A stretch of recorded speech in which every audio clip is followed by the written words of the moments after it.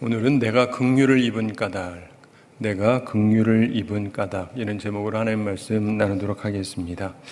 역시 지도자에 관한 말씀인데 사도 바울이 자신에 관한 이야기를 하면서 내가 긍휼을 입은 까닭, 이런 이야기를 합니다. 내가 택함 받은 이유, 내가 훌륭하게 주의를 하는 이유라기보다는 내가 주님의 긍휼함을 입은 까닭, 이런 이야기를 합니다. 사실은 이렇게 지내면서 보면요, 우리 목회자들의 생애를 살펴보면 어릴 때는 좀 더 젊을 때는 내가 잘난 거를 많이 생각을 하고, 조금 나이가 들다 보면 조금씩 익은 벼는 고개를 숙인다 그러잖아요. 조금씩 겸손해지고, 거의 마지막 부분에 가면 굉장히 겸손해지는 경우가 많이 있어요. 그러니까 더 존경스럽죠. 예. 계속해서 잘난 척하면 별로 존경스럽지 않잖아요. 근데 사도 바울의 모습이 그렇습니다. 지금 여기서도 그가 나이가 많이 들었고 굉장히 겸손하게 이야기를 하고 있습니다. 우리가 아는 유명한 한국의 목사님들 중에서도 제가 간혹가다 뵈면 이분에게 이런 게 있었구나 하는 그런 부분들이 있어요. 여러분은 잘 모르실 수 있는데 미국에 가면은 LA 영락교회라는 데가 제일 큰 한인 교회였습니다. 그 2대 담임 목사님, 이분이 은퇴하시고 얼마 전에 또 돌아가셨어요. 그런데 그 목사님은요, 사람들이 보면 굉장히 인격적인 분이세요. 뭐 소리 높이는 것도 못 보고 화내는 것도 못 보고 얼마나 조곤조곤하게 하시고 인격적인지 모릅니다. 그래서 이분이 화내는 모습을 거의 본 적이 없는 정도인데, 이분이 언젠가 쓰신 책이 있어가지고 제가 그 책을 구입해가지고 이분이 주셨는지 제가 본 건지 잘 모르겠어요. 아버지가 갖고 계신 건지 하다가 봤더니 이분이 젊은 시절에, 전도사 시절에 자신의 얘기를 썼는데 굉장히 충격적인 얘기가 있었습니다. 애가 너무 말을 안 들어가지고 불러다가 따귀를 쳤대요. 여러분 하나도 안 놀라시죠? 왜냐하면 뭐 그럴 수 있으니까. 그런데 이분은 그런 분이 아니에요. 누가 봐도 그런 역사가, 흑역사가 있을 분이 아니에요. 그러면서 보면서 그러면서 이분이 그런 적이 있었는데 자기가 돌이키고 인격적인 목사가 되기로 작정을 하고 그렇게 인격적으로 살게 됐다는 이야기예요. 그거 보면서 참 그런 게 있었구나. 그리고 혹시 이분은 여러분이 아실 수 있는데 영락교회의 이명수 목사님이라고 계세요. 이분도 굉장히 인격적인 분입니다. 그래서 한경직 목사님을 가장 많이 닮은 분 해가지고 이분도 화도 안 내고 소리치지도 않고 정말 너무 좋으세요. 그래가지고 그분하고는 또 제가 몇 번 만난 적이 있는데, 부목사들하고 이분이 담임할 때 부목했던 사람들하고 만나는데 저도 좀 껴서, 전 부목한 적 없어요. 근데 이제 껴가지고 같이 있었던 적이 있는데, 이분이 이제 자기랑 옛날에 있었던 사람들이니까 속에 있는 얘기도 뭐 이렇게 하고 하는데, 보면 이제 시간이 많이 흐르셨고 은퇴하고도 시간이 80이 넘고 이렇게 시간이 지나면서 어쩌다가 이런 얘기를 하시는데, 어느 날 한 얘기를 하시는데 다들 놀란 거예요. 이분이 그런 일이 있던다는 걸 아무도 몰랐는데, 이분이 예전에 학교 선생님을 좀 했었습니다. 학교 선생님을 하는데 어떤 애가 너무 말을 안 듣다는 거예요. 그래가지고 너 일어나와 해가지고 따귀를 쳤답니다. 그 말을 듣고 부목사들이 다 놀라는 거예요. 이분은 절대 그런 분이 아니거든요. 그러니까 이게 사실인가 싶을 정도로, 아니 목사님이 따귀를 때리신 적이 있으세요? 다들 놀라는 거예요. 근데 그걸 보면서, 근데 그분이 변한 거죠. 그 기질로 계속 가신 게 아니고 이분이 변한 거예요. 그러면서 점점 더 성숙해지고 굉장히 겸손해지고 굉장히 인격적인 목사님이 되신 거죠. 사실 오늘 보는 이 사도 바울의 얘기도 그런 건데, 어떤 면에서 자기 흑역사를 얘기하면서, 안 좋았던 역사를 얘기하면서, 그런데 하나님의 은혜를 얘기하는데, 많은 목회자들이 이분의 이런 얘기를 보면서 은혜를 받습니다. 13절 함께 읽어보겠습니다. 내가 전에는 비방자요, 박해자요, 폭행자였으나 도리어 긍휼을 입은 것은 내가 믿지 아니할 때 알지 못하고 행하였음이라. 아멘. 사도 바울이 자신의 과거를 얘기합니다. 전에는 비방자였다. 예전에 개혁성경에서는 이 부분을 회방자다 이렇게 표현을 했죠. 그리고 박해자다. 그리고 폭행자다. 박해자를 핍박자라고 그러고 폭행자를 포행자다 뭐 이렇게 얘기했었는데, 자 보시면은 이 비방자라고 하는 것은 말과 관련된 그런 단어죠. 중상 비방하는 사람이 있습니다. 헐뜯는 사람, 나쁘게 말하는 사람. 이분이 그랬다는 거예요. 옛날에 예수 믿는 사람들에 대해서 아주 비방을 했습니다. 아주 심하게 나쁜 말을 했었죠. 그리고 박해자다. 핍박자인데 박해하고 핍박하는 사람이고, 그리고 폭행자였다. 말 그대로 때렸다 이거예요. 폭력배였다. 난폭한 사람을 말합니다. 자기가 예전에 그랬다는 것입니다. 사실 우리는 과거의 잘못을 말하기가 쉽지가 않습니다. 여러분, 한국의 영락교회 처음에 세우시고 원로 목사가 되었던 한경직 목사님이 1992년인가 그때 템플턴상을 받으셨어요. 그것은 종교계의 노벨상이라고 합니다. 상금만 100만 불, 30년이 넘었죠. 3, 40년 전에 10억이면은 작은 돈이 아니에요. 엄청난 돈입니다. 그래서 그런 상금을 받으셨는데 이분이 그것도 또 받아가지고 전부 교회에다가 헌금을 했어요. 북한 나중에 재건할 때 쓰시라고. 근데 헌금이 제가 말하려고 하는 초점이 아니고, 이분이 그날 아무도 모르던 이야기를 한 거예요. 제가 일제시대에 신사참배를 했습니다 라고 고백을 했어요. 아무도 몰랐어요. 왜냐하면 이분은 신사참배 안 했어요. 그래서 교회에서 쫓겨났거든요. 사실은 신사참배를 안 하기 때문에 신의주에서 목회하다가 쫓겨났어요. 그래가지고 갈 데가 없잖아요. 갈 데가 없어가지고 이 고아들이 있는 곳, 거기 가서 있으면서 시간을 지내다가, 그러다가 이제 해방되고 그러면서 좀 사역을 하다가 결국 남쪽으로 내려오셨는데, 그러니까 언제 어떻게 했는지까지는 얘기를 안 하시지만 사람이 지내다 보면은 너무 힘드니까, 그렇죠? 꼿꼿하게 있었는데 결국 목회 자리도 없고 미래는 안 보이고, 그렇죠? 말이 그렇지 나름대로 미국 가서 최고의 신학교 공부하고 한국에 와서 가르치기도 하고 교회 맡아서 하다가 결국 이 꼿꼿함 때문에 쫓겨나가지고 목회 자리도 없고 갈 수 있는 곳도 없고 불러주는 곳도 없고, 작은 교회에서도 안 불러주니까 갈 데가 없어요. 그러니까 고아원 운영하면서 얘들을 돌보고 있긴 하지만 젊은 사람이 얼마나 마음이 그렇겠어요. 그러니까 어느 날 했는지 모르겠어요. 구체적인 거는 잘 몰라요. 근데 그거 말 안 해도 되잖아요. 아무도 몰라요. 그 왜 얘기해요? 안 그래도 사람들이 다 존경을 하는데 싹 덮고 넘어가면 되는데 그 얘기를 왜 합니까?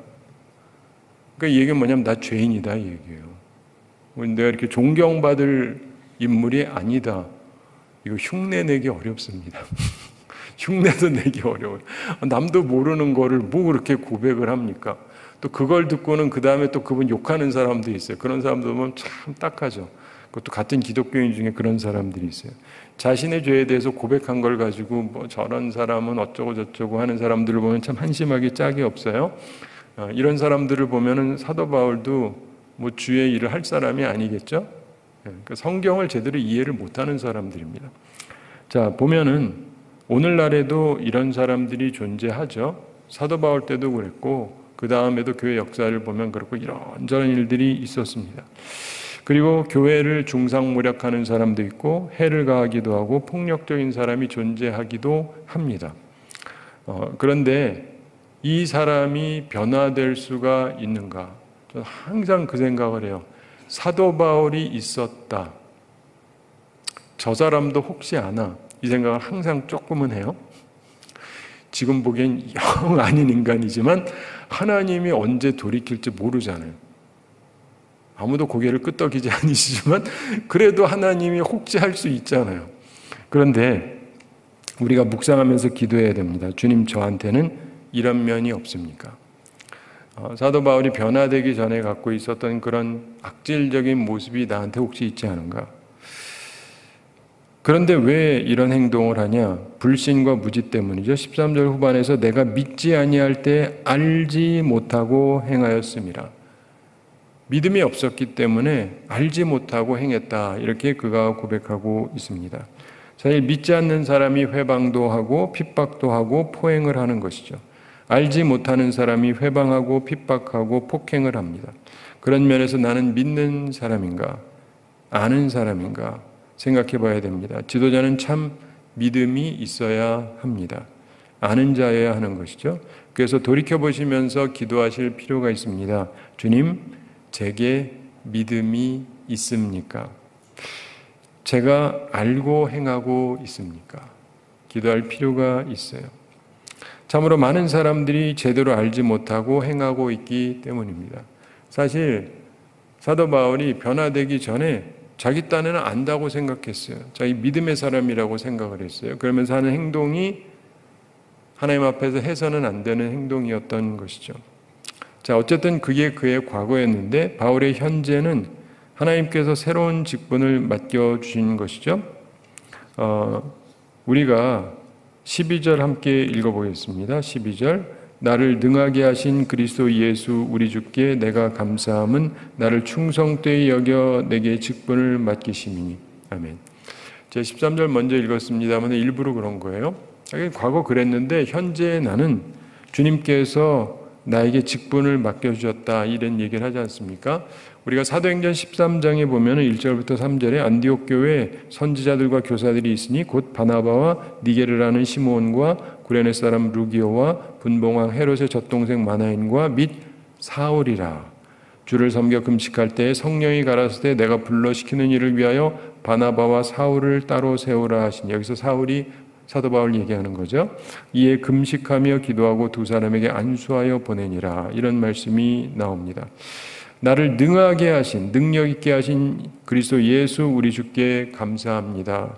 왜냐하면 나를 충성되이 여겨서 내게 직분을 맡기셨다. 이렇게 그가 고백하고 있습니다. 여기서 보면은 우선 맡겨진 직분에 대한 감사가 있습니다. 사랑하는 성도 여러분, 내게 맡겨진 게 감사한가요? 뭐 그런 분도 있고 아닐 수도 있는데 사도 바울은 그런 의식이 있었어요. 내게 맡겨진 것에 대한 감사함이 있었다. 특별히 우리가 잘 기억을 해야 되는 게 요즘에는 선교 그러면 굉장히 귀하게 여기죠. 다들 선교 그러고 교회들마다 선교 그러고 뭐 그러는데 사도 바울이 선교할 때는요. 선교가 아무것도 아니었어요. 아무것도 아니었습니다. 선교에 대한 존경이 전혀 없는 시기였습니다. 결코 소위 편하고 힘있고 좋은 직분이 아니었습니다. 선교사가 된다는 것은 헌신만 해야 되는 직분이었습니다. 오늘날에도 뭐 선교사가 그렇다고 하지만 아니요. 오늘날 선교사들은요. 우리 총회도 그렇잖아요. 총회에서 파송을 합니다. 파송을 하면은요. 정식으로 이분들의 생활비랑 다 해드려요. 그리고 그 밖에 사역비까지 해드리고 교회들마다 와서 탐방하고 이렇게 말해드리면은 교인들이 막 십시일반해가지고 쓰세요 막 갖다 드리고 그러잖아요. 어떤 데는 제가 보면서 막 부러워요. 교인들이 말이죠. 목사님 쓰세요라고는 한 푼도 안 넣어놓다가 갑자기 모르는 선교사님이 와서 얘기하는데 어디서 돈 모아놨대 이만큼 뭉치를 갖고 와서 막 드리고 참 나도 선교를 할까 싶은 정도로 사람들이 그런데 지금 그런 것이지 사도 바울 때는 아니었어요. 아무도 선교를 귀하게 여기지 않았어요. 그러니까 요즘은 선교사님 그러면 사람들이 막 존경도 하고 위해드리고 그러지만 사도 바울 때는 그런 게 아니었다니까요. 그래서 선교를 하라는 건 결코 괜찮은 직분이 아니었어요. 생기는 돈도 없고 존경도 없고 아무것도 없어요. 그리고 이분이 가가지고 계속 텐트를 만들었잖아요. 왜냐면 먹고 살아야 되니까 지원비가 없는 거예요. 그래가지고 사도 바울이 남에게 어렵게 하지 않겠다고 하지만 사실은 뭐냐면 돈이 없는 걸요. 돈이 없는 걸. 사도 바울이 돈 주면 다 받습니다. 왜냐면 없으니까. 그래서 안 줘도 된다 그러지만 주기만 하면 너무 고맙다 그러고 이 얘기가 성경에 계속 나오거든요. 돈이 없어요. 자기가 벌어서 먹고 살면서 전도를 했어야 됩니다. 그렇기 때문에 그 역할이 결코 좋은 것이 아니었어요. 사도 바울은 자기가 하고 싶던 게 뭐냐면 자기 민족에게 복음을 전하는 겁니다. 그걸 하고 싶은데 하나님이 그걸 안 시키시고 넌 이방인들에게 가라는 거예요. 약간 급 떨어지는 직분을 맡기신 거예요.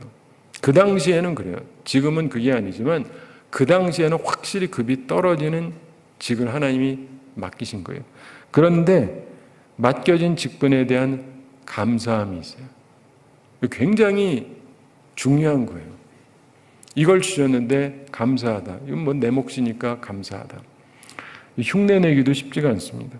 그리고 맡겨진 직분에 대해서 그는 충성을 했죠.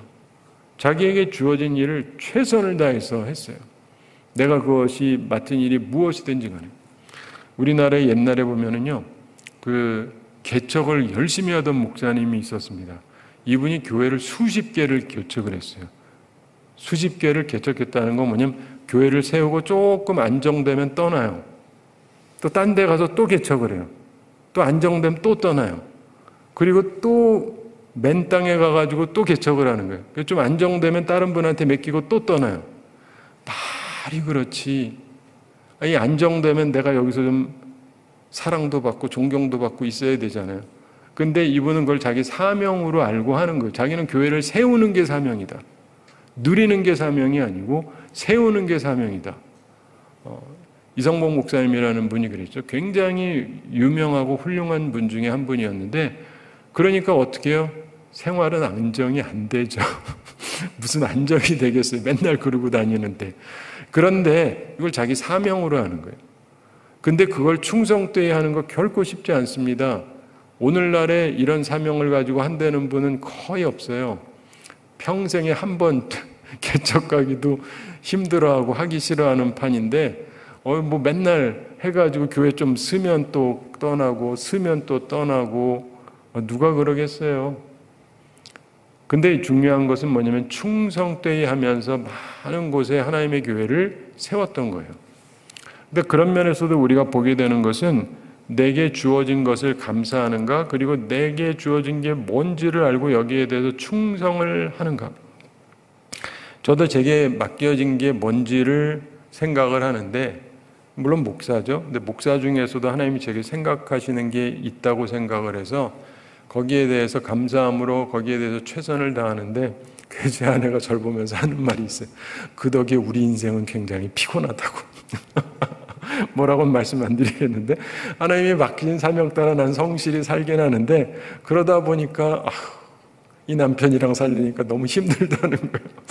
근데 어쨌든 내 나름대로 하나님 앞에 충성되이 살아가려고 노력을 합니다. 여러분도 기억하셔야 되는 것은 하여간 내게 맡기신 게 있잖아요. 각 사람마다 맡겨진 게 틀려요.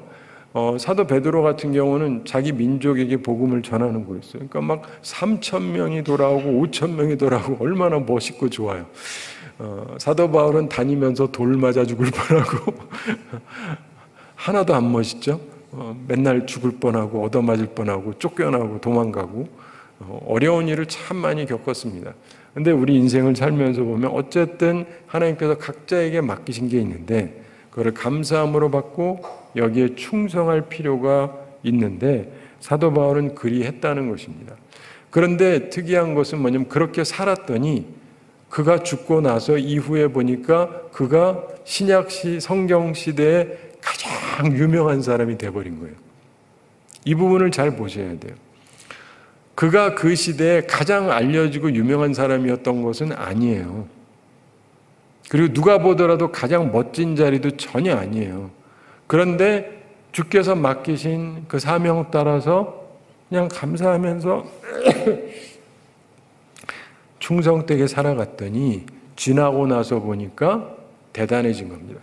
여러분, 사도 바울이 쓴 많은 서신들, 신약 성경이 27권이라고 그러는데 13개는 확실히 그가 썼고 히브리서는 누가 썼는지 모르는데 그거 가지고 얘기를 해요. 그래서 절반 하나 모자르거나 반 혹은 요거까지도 썼다면 절반을 넘겼을 거다 이렇게 보는데, 여러분, 한 사람이 신약 전체의 절반 정도를 썼다는 건 보통 일이 아니에요. 그런데 그가 이거 남기려고 쓴 게 아닙니다. 남기려고 쓴 게 아니라 어떻게 되냐면 일들이 자꾸 꼬여요. 로마를 가려고 그러는데 하나님이 열어주지를 않아요. 좀 열어주시지. 그래가지고 가고는 싶은데 길은 안 열리고, 그래서 편지를 써요.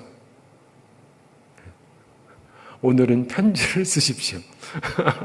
내가 편지를 쓰는데 왜냐하면 못 가니까 그래가지고 편지를 썼는데 그게 남은 거예요. 거의 많은 것들이 그래요. 이게 다 편지들인데 지금 디모데한테도 쓰는 게 가서 만나고 싶은데 아니, 오늘 만나면야 뭐 편지를 쓰겠습니까? 근데 일단 당분간 못 만날 것 같으니까 편지를 썼는데 이게 남은 거예요. 그래서 참 특이한 게 하나님께서 나로 하여금 가지 못하게 하고 못 만나게 하시고 그래가지고 편지를 썼더니 이게 남았다. 참 하나님이 하시는 일이 놀랍지 않습니까? 그래서요, 하나님께서 하시는 일은 우리가 뭐 알아서 한 것도 아니고 계획한 것도 아닌데 그것이 하나님의 역사를 위해서 위대한 일이 되게 하시기도 하시는 거예요. 내가 계산하고 해가지고 역사에 남는 게 아니고 하나님이 만들어 주시는 거예요. 그래서 여러분도 그거를 생각하셔야 돼요. 자, 그러면서 사도 바울이 얘기하는 자기의 이유가 있는데 내가 긍휼함을 입은 까닭 14절에서 은혜를 깨달았죠. 14절 함께 읽어보겠습니다. 우리 주의 은혜가 그리스도 예수 안에 있는 믿음과 사랑과 함께 넘치도록 풍성하였도다. 아멘. 우선은 은혜를 깨닫습니다. 우리 주의 은혜가 그리스도 예수 안에 있는 믿음과 사랑과 함께 넘치도록 풍성하였도다. 자기는 이 주님의 은혜를 깨닫습니다. 우리가 살아가면서요, 주님의 은혜라고 하는 것을 우리가 들어서 잘 알긴 하는데 사도 바울은 그거를 누구보다도 철저하게 깨달은 사람 중에 하나입니다. 그리고 예수 그리스도 안에 있는 믿음, 사랑과 함께 은혜가 넘치도록 풍성했다. 이걸 살면서 느끼는 거예요. 주의 사역을 하면서 끊임없이 느끼면서 주님의 은혜가 나와 함께했다.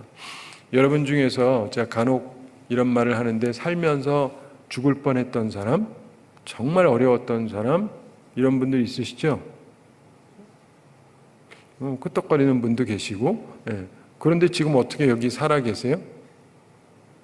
진작에 죽었어야 되는데 여기 어떻게 살아 있어요? 이게 은혜잖아요, 은혜.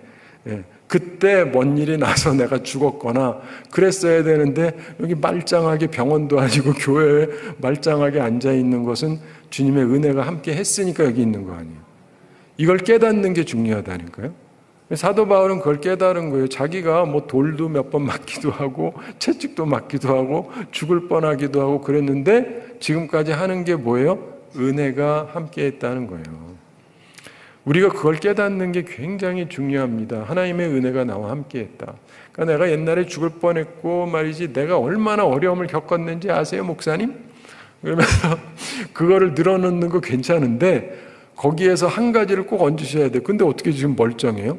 은혜로다. 하나님이 내게 은혜 베푸셔서 여기까지 왔습니다까지 가셔야지 하여간 나 고생 많이 했다고요 라고만 하고 끝나시면 안 돼요. 그래서 사도 바울은 그걸 깨달은 거예요. 이게 은혜구나. 그러면서 또 하나 깨달은 게 자기의 부족함을 깨닫습니다.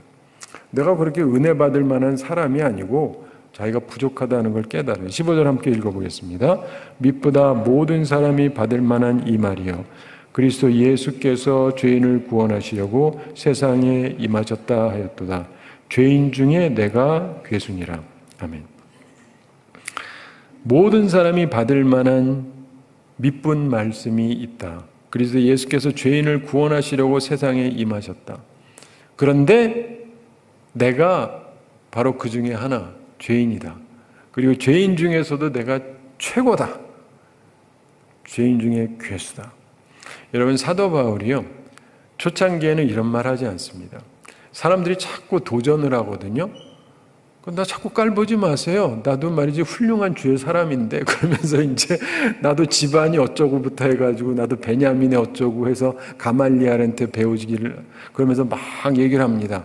나도 주님이 부르셨고 내가 사도고 막 그래요. 그런데 이게 톤이 점점 바뀌어요. 젊었을 때 그러다가 나이가 들기 시작하면서 이분의 톤이 바뀌어지기 시작을 해요. 그러다가 그 다음에는 자기에 대해서 얘기하는데 자기가 고생 죽어라고 했다는 얘기를 해요. 보통은 우리 그러지 않죠?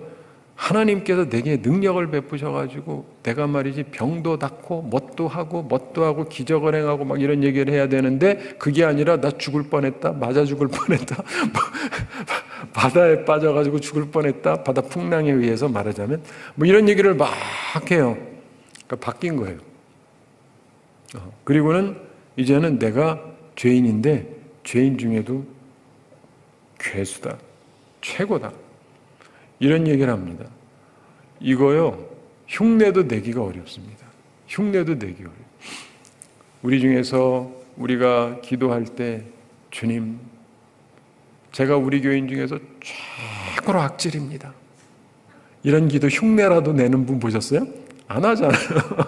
흉내도 안 하잖아요. 근데 이게 보통 일이 아니에요. 내가 죄인 중에 괴수입니다. 그런 거를 얘기를 하고 있잖아요. 참 대단한 부분이죠. 여기서 이 얘기가 뭐냐면 자기의 부족을 깨달았다는 거예요. 제가 언젠가 말씀드렸고 때때로 말씀드렸는데 영등포 교회 원로 목사님이셨던 방지일 목사님, 굉장히 유명한 분이죠. 저희 중국에 선교사로 가셨다가 이제 오셔서 거기서 목회하시다가 이제 은퇴하시고 100세까지 건강하게 막 사시면서 말씀을 잘 전하시던 분인데, 이분이 했던 얘기 하나를 제가 그 부목사 중에 하나한테 듣고는 완전히 충격을 먹어서, 저도 그 목사님을 뵌 적이 있어요. 말씀도 참 좋으시고, 그런데 이분이 했던 그 말이 저한테는 그냥 머리 한 대 때리는 것 같은 충격적인 말인데, 이분은, 우리들은 보통 그러잖아요. 특별히 젊은 목사들은 그럽니다. 하나님은 왜 우리를 괴롭히실까? 왜 의인은 의인인데 어려움을 당할까? 뭐 주로 이런 데 주관심사가 있는데, 이분은 완전히 판을 뒤집는 얘기를 하는 거예요. 내가 받는 고통은 내가 지은 죄에 비하면 아무것도 아니다. 이런 말 누가 흉내라도 하는 거 봤어요? 없어요. 신학자 중에도 이런 말 하는 사람 없어요. 없습니다. 흉내도 안 내요. 그래요. 우리들이 당하는 어려움들, 우리가 잘못한 잘못에 비하면 아무것도 아니라고. 난 그 말이 너무너무 충격적이에요. 어떻게 저런 생각이 가능할까? 우린 맨날 왜 남들은 멀쩡한데 나는 아프죠? 왜 남들은 부자인데 나는 돈이 없죠? 말하자면 주로 솔직히 누가 뭐 다 멀쩡하고 다 부자입니까? 병원에 가보세요. 암병원 가보세요. 다 암 환자예요. 그런 건 우리 안 보잖아요. 그러면서 건강한 사람만 보고 왜 나만 아파요? 그리고 어디 다 부자만 있나요? 근데 맨날 부자만 쳐다보면서 왜 나만 안 부자예요? 이렇게 따지는 마음이 많은데, 이분은 우리가 삶에 어려움이 있다 할지라도 그 어려움은 내 죄에 비하면 사실 아무것도 아니다. 넌 그 말씀을 듣는데 진짜 뒤통수 한 대 맞는 것 같은데, 어떻게 저런 생각이 가능하실까? 그래서도 훌륭한 분이신가 보다, 이런 생각이 들어요. 근데 사도 바울이 그러지 않습니까? 자기가 죄인 중에 내가 괴수다. 참 대단해요. 내가 얼마나 훌륭한가를 얘기하는 게 아니고 내가 얼마나 별 볼 일 없는가를 이야기합니다. 참 대단한 일이에요. 왜냐하면 깨닫는 거예요. 점점. 이거는 그냥 흉내내는 게 아니라, 말로만이 아니라 자기가 깨닫는 거예요. 깨닫는 거예요. 그러면서 긍휼함을 입은 이유를 깨닫습니다. 16절 함께 읽어보겠습니다. 그러나 내가 긍휼을 입은 까닭은 예수 그리스도께서 내게 먼저 일체 오래 참으심을 보이사 후에 주를 믿어 영생 얻는 자들에게 본이 되게 하려 하심이라. 아멘. 그런데 하나님께서 나한테 왜 긍휼을 베푸셨느냐? 이걸 깨달았다는 거예요. 하나님께서 자신에게 은혜 베푸신 것도 깨닫고 자기가 부족한 것도 깨달았는데, 그런데 왜 이렇게 부족한 나에게 긍휼함을 베푸셨고 나는 그 긍휼함을 입었는가? 왜 주님의 사랑을 내가 입게 되었나? 그 이유에 대해서 한마디로 하자면 본이 되게 하려고 16절 마지막에 본이 되게 하려 하심이라, 이렇게 말씀하죠. 자, 사랑하는 성도 여러분, 여기서 사도 바울이 이 디모데에게 말하려고 하는 바가 있습니다. 디모데가 지도자잖아요. 그러면서 가르치는 거예요. 지도자는 본이 되어야 한다. 본이 되어야 한다. 그 본이 되어야 한다라는 것은 완벽한 사람이 된다는 말도 아니고, 완벽한 척 한다는 것도 아니고, 내가 대단하다라고 하는 것도 아니고, 내가 은혜를 먼저 입어야 되고 또 내 부족함을 알아야 되고. 그러니까 우리도 예수님이 필요하잖아요. 근데 주님께서 나한테 왜 은혜를 베푸시냐면은 본이 되게 하려고. 근데 예수 그리스도께서 내게 먼저 일체 오래 참으심으로, 주님께서 사도 바울 때문에 얼마나 많이 참으셨겠습니까? 자신의 백성들을 괴롭히고 스데반을 잡아 죽일 때 앞서가지고 하고, 그 밖에도 주의 백성들을 핍박하느라고 다메섹까지 가면서 사람들을 잡아들이고 얼마나 못된 짓을 해요. 그때 주님께서 참고 계시잖아요. 그래서 주님께서 나한테 참으셨다, 이 생각을 하는 겁니다. 예전에 우리나라에 김익두 목사님이라고 있었어요. 이분이 처음에 안수받은 7분 중에 한 분이었는데 제주도로 갔습니다. 근데 제주도로 가는데 그 당시만 해도 제주도 그럼 딴 나라처럼 여겨가지고 7명 중에 1명은 선교사로 가자 해가지고 이제 이분을 보냈는데, 이분이 가기가 좀 싫은데 하여간 가긴 갔는데, 갔다가 조금 있다가 못 있겠는 거예요. 전도도 잘 안 되고 그 섬 사람들이 처음 갔더니 하여간 쉽지 않더랍니다. 근데 그때 그 마펜 목사님한테 와서 저희 도저히 안 되겠다고, 돌아와야 되겠다, 무트로 돌아와야 되겠다고, 육지로 돌아와야 되겠다. 그때 그 마펜 목사님이 보인 게 있습니다. 자기 이마를 보이더래요. 이마. 이게 뭐냐면요, 다친 상처가 있는데, 이 김익두 목사님이 목사 되기 전이에요. 목사 되기 전인데, 이 선교사님이 복음을 전하니까 그러면서 서양에서 온 그래가지고 돌 가지고 찍어버렸어요. 네. 실화예요, 실화. 목사 되기 전 얘기예요. 아주 못된 짓을 했죠. 근데 이제 목사님이 용서를 해 주신 거예요. 그러면서 거의 목회하는데 힘들잖아요. 힘들죠. 이거 보라고. 나도 너 참아주지 않았냐 이거죠. 당신도 참아라. 그러면 할 수 없이 알겠습니다. 가서 했다 그러죠. 우리 인생을 살면서 보면은 이 본이 된다는 게 굉장히 중요한 건데, 나도 참았어야지 남더러 참으라 그러죠. 그렇죠? 제가 이제 우리 아들이 둘이 있는데, 하나가 이제 전도사예요. 전임 사역을 하고 있는데, 그 하다 보면요, 거기에도 어려움이 있어요. 그러면 이제 나도 얘기를 하죠. 어려운 거야, 나도 그랬어. 무슨 말인지 아시죠? 네. 그러면 이렇게 되는 거죠. 네. 우리 인생을 살면서 보면요, 본이 돼야 되는데, 본이 되는 것 중에 가장 중요한 것 중에 하나가 참는 건데, 주님이 우리를 위해 참아주셨잖아요. 그거를 우리가 체험해야 되는 것이죠. 그러면서 후에 주를 믿어 영생 얻는 자들에게 본이 되게 하려 하심이라. 다른 사람들도 지금 다 예수님 믿는 사람이 아니고, 특별히 지금 복음을 전하던 이때에는 안 믿는 사람들이 대다수잖아요. 그리고 교회에 대해서 오해도 많고, 근데 그들에 대해서 오래 참음으로 해야 되는 거죠. 그래가지고 그 김익두 목사님에 대해서 또 유명한 일화가 있지 않습니까? 이분이 새벽 기도를 하고 한 번은 산에 올라갔대요. 좀 전에 때리셨던 분. 근데 이분이 본래 깡패였습니다.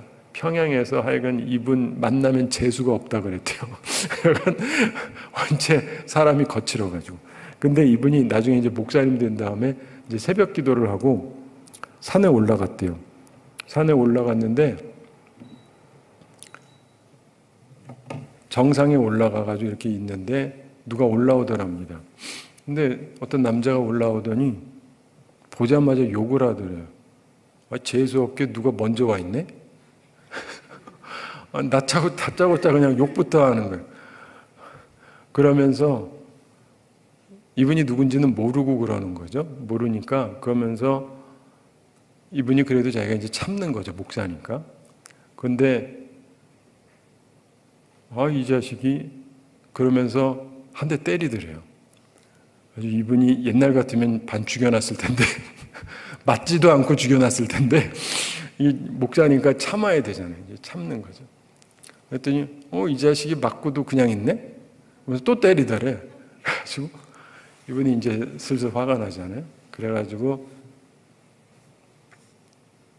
혹시 김익두라고 아냐고. 알지? 내가 누군지 아냐? 모르지? 내가 김익두다.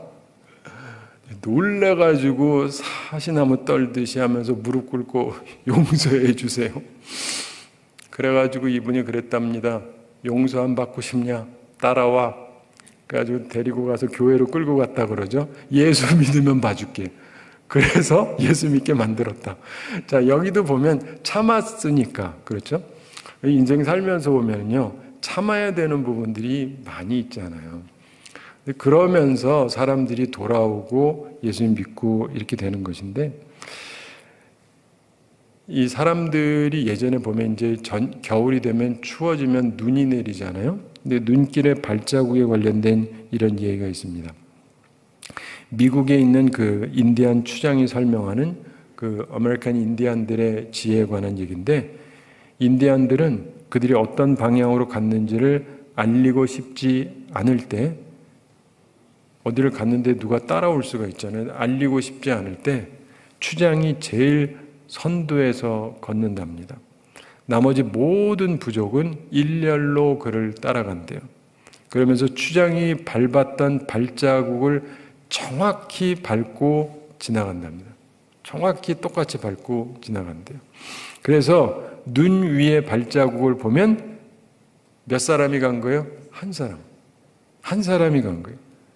이렇게 지혜롭게 움직이기 때문에 온 부족이 갔는데도 부족의 적들이 이들의 간 길을 발견하지 못한다는 거예요.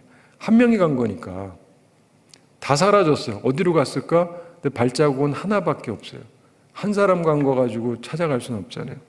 그래서 적의 위험에서 벗어나게 된다라고 하는 것입니다. 예수 그리스도가 우리의 대장이 되시는데 그 길을 먼저 걸어가시면서 남기신 발자국이 있습니다.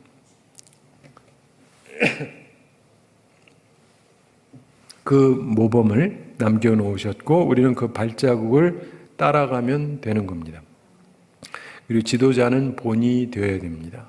묵상하면서 기도해야 됩니다. 주님, 저는 본이 되는 사람입니까?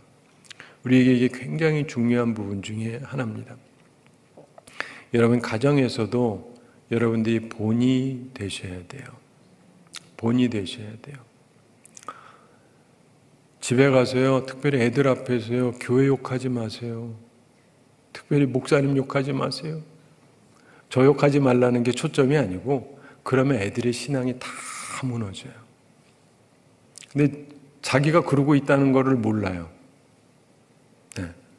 그냥 자기가 뭘 하고 있는지를 몰라요. 그냥 와서 사실을 얘기하는 것 같지만 그것 때문에 애들의 신앙이 다 무너져 버려요.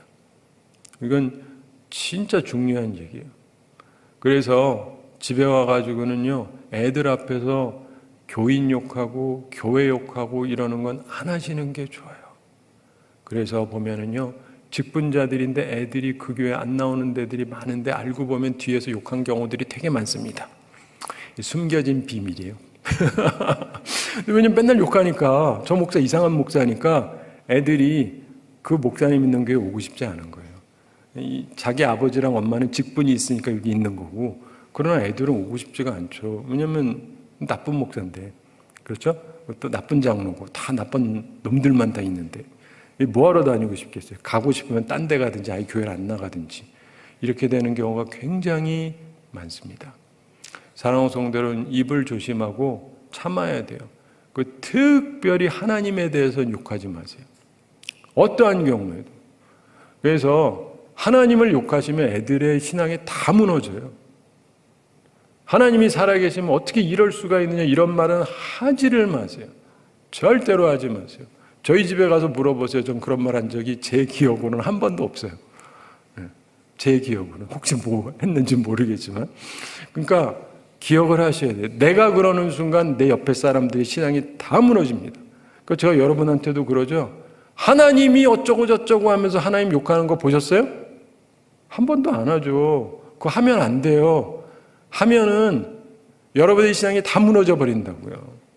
그 지도자가요, 참을 줄을 알아야 돼요. 참을 줄을 알아야 돼요. 집안에서도 그렇고요. 내가 참을 줄을 알아야 돼요. 그래서 우리 부부 사이에서도 항상 기억하셔야 되는 게 부부 싸움에 대해서 중요한 원리가 있습니다. 가능하면 안 싸우시는 게 제일 좋아요. 그러나 정 싸워야 되면 애들 없을 때 싸우세요. 근데 이게 집안이 문제 있는 부모들을 보면 꼭 애들이 있는 데서 싸워요. 야, 네 아버지가 말이야. 아니야, 네 엄마가 말이야. 애들을 싸움에 끌어들여. 그럼 애들은 다 마음이 무너져 버리는 거예요. 집안에 오면 안정감이 없어요. 가능하면 싸우지 말고 꼭 싸워야 되면은 애들 안 볼 때 싸우세요. 재워놓고 싸우든지. 하여간 기본적으로 그걸 항상 염두에 두는 게 굉장히 중요합니다. 그래서 참을 줄 알아야 돼요. 참지 않으면은 나만 무너지는 게 아니라 내 주변이 다 무너져요. 여러분 사람들 중에서 우울증 심한 분들이 있거든요. 근데 우울증이 굉장히 심해가지고 그런 분들을 보면 상담학에서 얘기해 주는 게 이 사람 하나가 문제가 아니에요. 옆에 사람이 나중에 더 심해져요. 그냥 맨날 그걸 보니까 옆에 멀쩡한 사람이 이 사람마저도 이상해져요. 그 영향력이라는 게 커요. 지도자는요, 참을 줄을 알아야 돼요. 모든 걸 다 참을 수는 없어도 그래도 참는 마음이 있긴 해야죠. 여러분도 다 마찬가지예요. 그래야 좋은 지도자가 될 수 있어요. 예수님이 얼마나 많이 참았겠습니까? 그렇죠? 근데 그걸 보면서 우리도 그걸 배우려고 노력을 해야 되고, 사도 바울도 주님이 그러셨다라고 생각해서 자기도 많이 참은 거거든요. 근데 그걸 보면서 디모데도 생각을 했겠죠. 여러분도 이제 돌아가시면서 생각을 하셔야 됩니다. 참자. 그렇다고 아무 말 하지 않는다는 건 아니에요. 필요할 땐 얘기도 해야 되지만 기본적으로 그냥 내 기분대로 그냥 다 쏟아내고 그러면요, 주변이 다 망가져요. 항상 조심을 해야 됩니다. 그러면서 마지막으로 사도 바울이 찬송을 합니다. 17절 함께 읽어보겠습니다. 영원하신 왕, 곧 썩지 아니하고 보이지 아니하고 홀로 하나이신 하나님께 존귀와 영광이 영원 무궁토록 있을지어다. 아멘.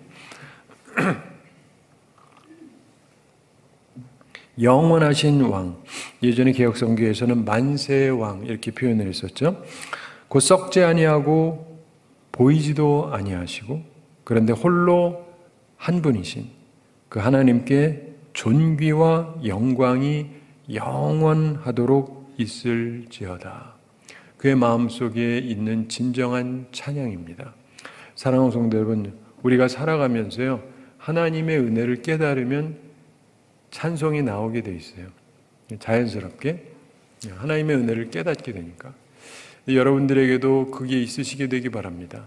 우리 한국 분들이 찬송을 좋아하기는 하는데 그냥 단순히 찬송을 좋아하고 노래를 좋아하는 것보다 더 중요한 것은 정말 하나님의 은혜를 깨닫고, 그래서 내 부족함도 더 인식하고, 그러면서 그런데 그 하나님께서 나를 이렇게 해주시는 이유는 뭔가, 이런 생각을 하면서 보면은 깊은 깨달음을 얻게 돼요. 그러면서 내가 무엇을 해야 될지 알게 됩니다. 제가 이번 주에도 어떤 아는 분이 이제 연락이 왔어요. 목사님 한번 좀 뵈면 안 될까요? 무슨 일이십니까? 목사님에게 조언을 듣고 싶습니다. 알았습니다. 그래서 이제 만나기로 했는데 무슨 말이냐면 누군가가 도움이 필요한 목사님이 있는데 조언을 필요로 한다 그래서 뭐 그러시자고. 그래서 이제 식사하면서 대화를 나누려고 하는데, 인생을 살면서 보면은 누군가에게 도움을 주는 것 굉장히 중요해요. 저는 그게 제가 해야 될 일 중에 하나라고 생각해요. 특별히 목사님들. 그래서도 그런 일을 많이 하는데, 여러분도 여러분의 사명을 깨달으셔야 돼요. 그리고 사명을 감당하셔야 돼요. 그렇게 해서 다른 사람들을 일으켜 주셔야 돼요. 너무나 많은 사람들이 다 무너져 내리잖아요. 근데 그 사람들이 일어날 수 있도록 해야 되고, 그렇게 하면서 하나님께서 기뻐하시는 일들이 이루어지는 것이죠. 그러면서 우리가 결국 하나님을 찬송하게 됩니다. 바라기는 우리 속에서 바로 이 부분, 내가 긍휼함을 입은 까닭, 이걸 여러분들께서 오늘도 스스로 한번 잘 생각을 해보시고, 그래서 나도 좀 더 참는 사람이 되고, 그리고 하나님의 은혜를 가지고 내가 주어진 역할을 기쁨으로 감사함으로 받고 그걸 최선을 다해서 감당해서 하나님께 영광 돌리고, 그래서 우리 시대에 다른 사람은 별로 중요하게 생각하지 않는지는 모르지만 그러나 하나님께서 중요하게 생각하는 일이기 때문에 내가 함으로 하나님의 나라에서 인정받는 아름다운 삶을 살아가는 우리 모두가 되기를 바랍니다. 우리 함께 기도하겠습니다. 사랑의 하나님 아버지, 우리를 사랑하시고 오늘도 저희에게 귀한 말씀 주심을 감사드립니다. 참으로 큰 죄인인 우리들을 구원해 주시고 하나님의 백성으로 삼아 주심을 감사드립니다. 사도 바울이 그 의식을 가지고 디모데에게 말씀을 나누었는데 우리도 그런 깨달음을 가지고 살아가게 하여 주시고, 그래서 하나님이 기뻐하시는 사람들로 하나님의 영광을 위해 살아갈 수 있게 하여 주시옵소서. 그래서 우리의 존재 자체가 많은 사람들에게 유익이 되는 아름다운 삶을 살아가게 하여 주시옵소서. 주님, 저희들을 긍휼히 여겨주시고 불쌍히 여기시고 하늘의 능력으로 함께하여 주시고, 주님을 바라볼 때 주님께서 우리에게 하늘의 지혜와 총명을 더해 주시고 주의를 감당할 수 있도록 능력을 더해 주시고, 하나님께서 아름답게 이 시대에 쓰는 귀한 사람들이 될 수 있도록 축복해 주시옵소서. 감사드리며 예수님의 이름으로 기도드리옵나이다. 아멘.